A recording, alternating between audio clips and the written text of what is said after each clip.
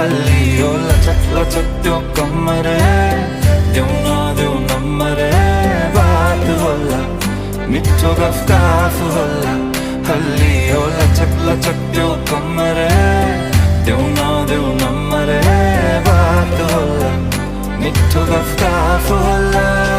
उसको एक झलक मुस्कान